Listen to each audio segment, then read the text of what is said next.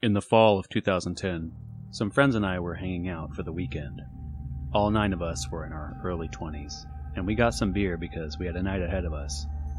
2 of our friends had been saying that for the last couple of nights, they were seeing a UFO fly over the house at around 3 in the morning.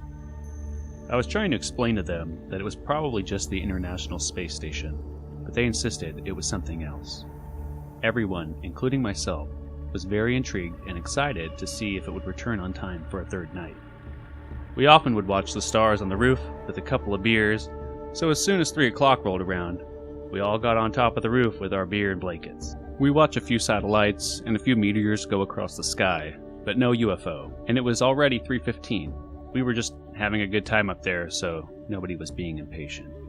Then suddenly, around 3:19, a bright point of light appeared in the northwest sky and caught our attention.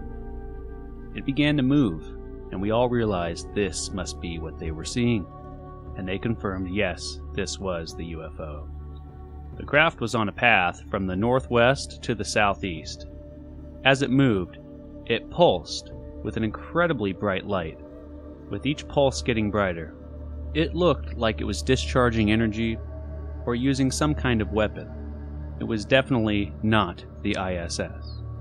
Before the sighting, I was trying to inform my friends that sometimes the International Space Station would catch the sun's light and reflect it down on the Earth, which I have seen on multiple occasions. This was not that by any means. As its light bursts became greater, it started to light up the entire sky, and even the ground would look like it was a daytime for a brief moment.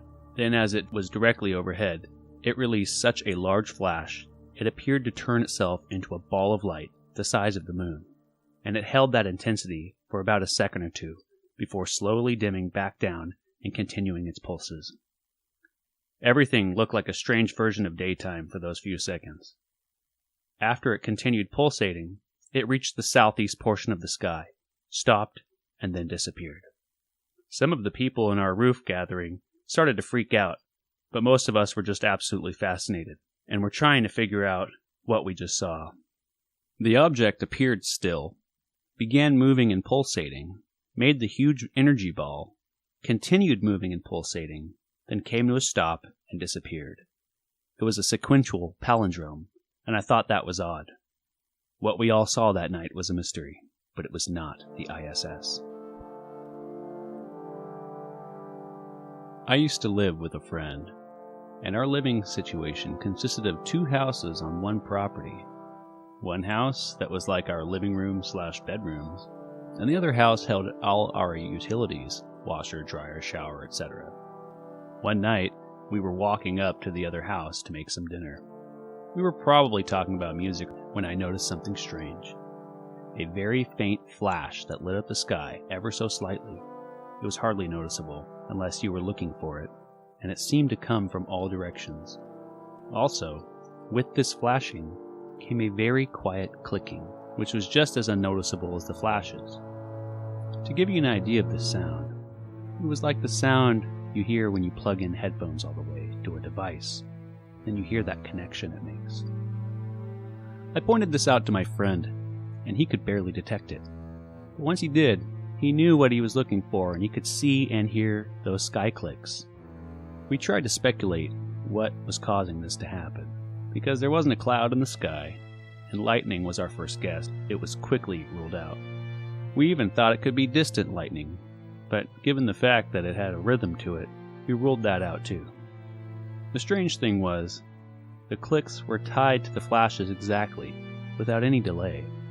If something distant produced this light and sound, we shouldn't be hearing the clicks exactly with the flashes. Another theory we had was that we might be in the path of some cosmic ray, and the clicking was occurring in our heads as a result of our brains being fried or something. This seemed more probable than the distant lightning theory, but couldn't answer for the rhythm this event had. If it was natural, I wouldn't think that these clicks and flashes would hold such a consistency. We continued to dwell on the what-ifs, while continuing towards the other house, until realizing that this could be a man-made thing. What if this was HAARP, or some kind of space laser, and we were being subjected to it. It was alien enough for us that we couldn't disprove a theory like that. So we picked up our pace to the house. We got inside and made our dinner. After we ate, we headed back to the living quarters. As we were outside, we noticed that the sky anomaly was still present, but with another detail now.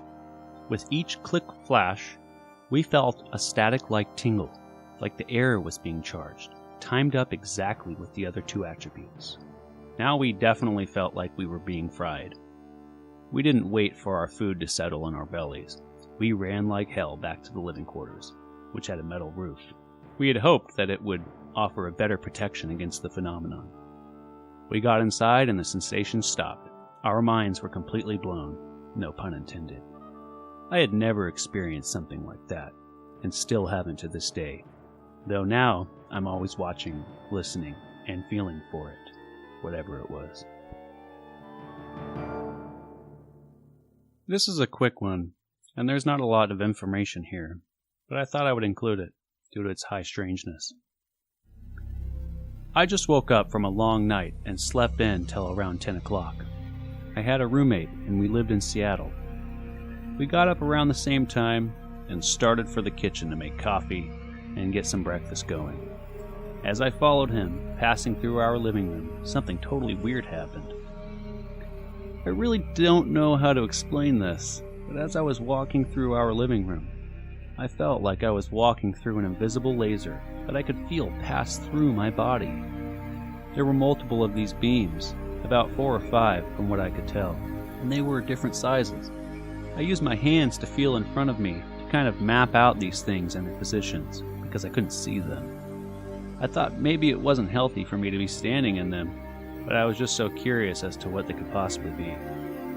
Feeling out the beams, I could tell they were coming down through my wall at about a 30-degree angle, and they were all parallel.